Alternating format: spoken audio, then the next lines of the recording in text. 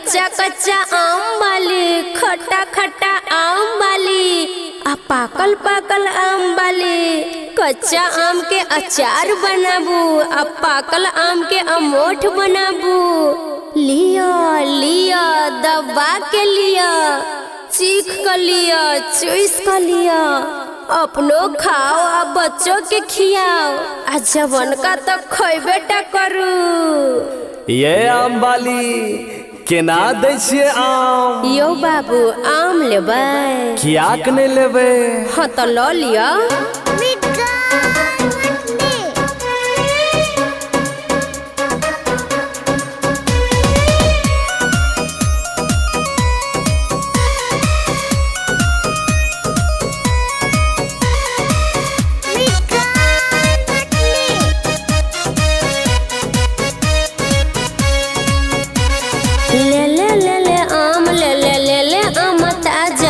खइला के बाद छोरा मिलता बहुते मजा रे।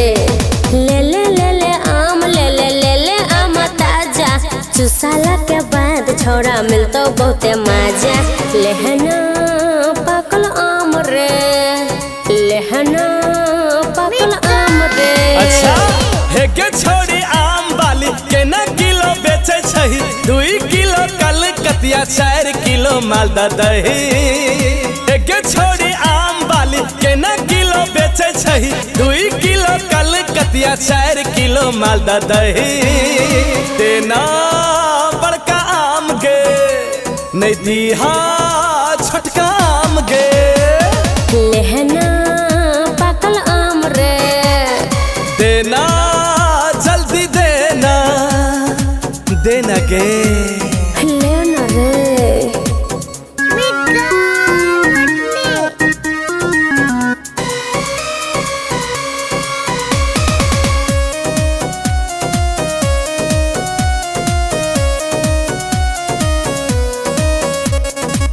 अपन तू खोई है राजा, साथियों के खिलई है रे।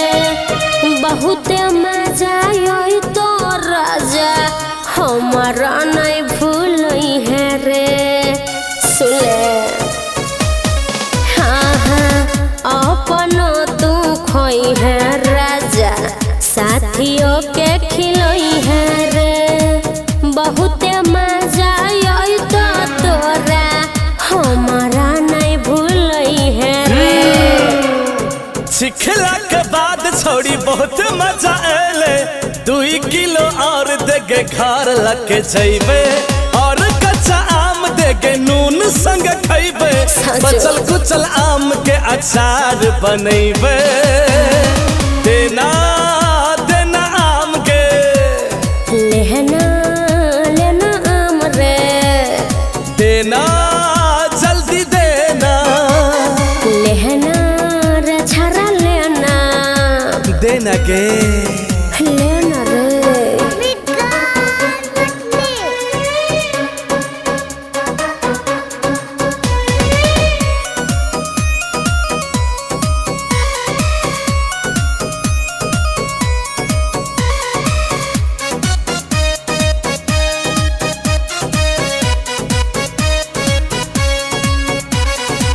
ले बही तो जल्दी ले, हटिया हम जेबै।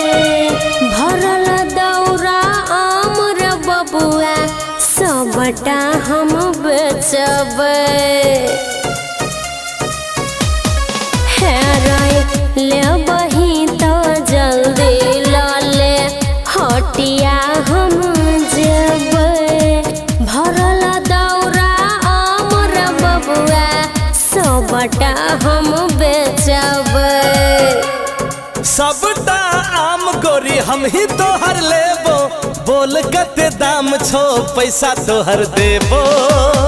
दे सबटा आम गोरी हम ही तोहर लेबो। अच्छा। बोल कते दाम छो, पैसा तोहर देबो। देना ललका आम गे, लेहना लेना आम रे। देना जल्दी देना, लेहना रे छोरा लेना, लेना रे। देना लगे